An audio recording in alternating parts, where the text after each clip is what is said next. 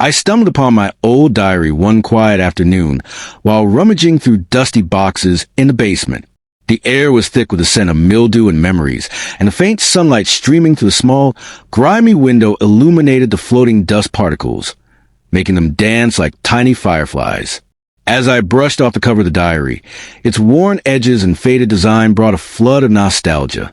I hesitated for a moment before opening it, unsure if I was ready to confront the person I used to be. The pages were filled with my youthful handwriting, a mix of scribbled thoughts, dreams, and confessions that chronicle a time in my life I had nearly forgotten. As I flipped through the entries, I felt a strange mix of amusement and discomfort. The diary was a raw, unfiltered account of my younger self, filled with moments of passion, rebellion, and indiscretions that now felt so distant from the life I had built with my husband, Jerry. There were entries about secret crushes, reckless decisions, and fantasies I had long buried. Some of the entries overlapped with the early days of my relationship with Jerry, and as I read them, a knot of unease tightened in my stomach. I had never told him about this part of my past, not because I wanted to deceive him, but because I convinced myself it didn't matter. It was just youthful folly, I thought, something I had outgrown. But as I sat there in the dim light of the basement, I couldn't shake the feeling that this diary held the power to unravel everything. When Jerry found the diary, it was by accident. He had been helping me sort through the boxes, and it fell out of a stack of old books. I saw the curiosity in his eyes as he picked it up, and before I could stop him, he opened it. I watched his face change as he began to read. First confusion, then disbelief, and finally anger. His hands trembled as he flipped through the pages, his eyes scanning the words I had written so long ago. "What is this?" he demanded, his voice shaking. I tried to explain, to downplay it, but the more he read, the more his anger grew. He couldn't understand how I could have hidden such a significant part of myself from him. "You lied to me," he said, his voice low and strained. "All these years, and you never told me any of this." I felt a pang of guilt as I watched him struggle with the revelations. The entries about my past indiscretions, the moment of passion with other men, the fantasies I had once entertained. They were all laid bare before him. And then there were the entries that overlapped with our engagement, the ones that hinted at a life I had led parallel to the one we were building together. Jerry's face was a mask of hurt and betrayal, and I could see the trust we had built over the years crumbling before my eyes. "I thought I knew you," he said, his voice breaking. "But now I don't even know who you are." The days that followed were unbearable. The tension in our home was suffocating, and Jerry's anger only seemed to grow. He began to share the details of my past with our friends, even our children, as if he needed to justify his pain by making me suffer. I could hear the whispers, feel the judgment from the people we had once called our community. It was humiliating, and the shame clung to me like a second skin.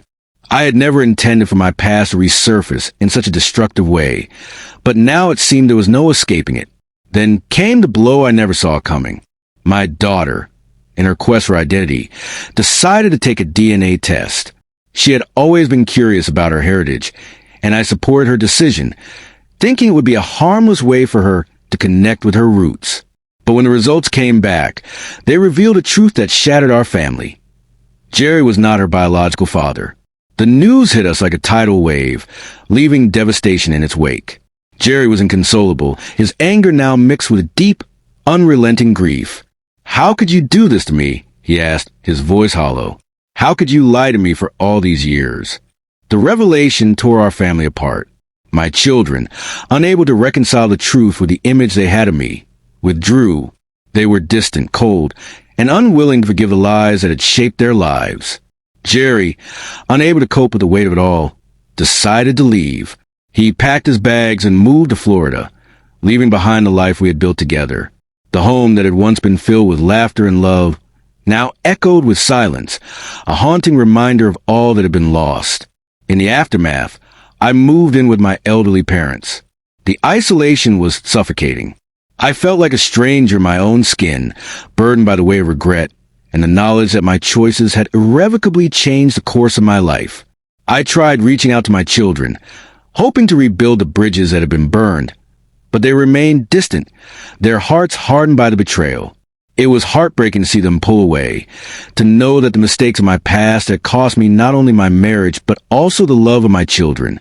As I sat in my parents' living room, I often found myself replaying the events that had led to the breakdown of my marriage. The memories haunted me, a relentless reminder that some past cannot be erased. I thought about the choices I had made, the secrets I had kept, and the lies I had told. I thought about Jerry, the man I had loved and lost, and the pain I had caused him.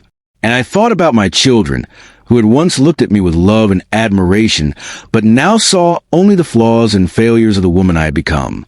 Each day was a struggle to find peace within myself, to come to terms with the fact that the life I once knew was gone forever. The ache of lost love and the enduring heartbreak of my choices weighed heavily on me, and I wondered if I would ever be able to forgive myself. The diary, once a harmless relic of my youth, had become a symbol of everything I had lost. And as I sat there, surrounded by the silence of my parents' home, I couldn't help but wonder if I would ever be able to move forward, or if I would forever be trapped in the wreckage of my past.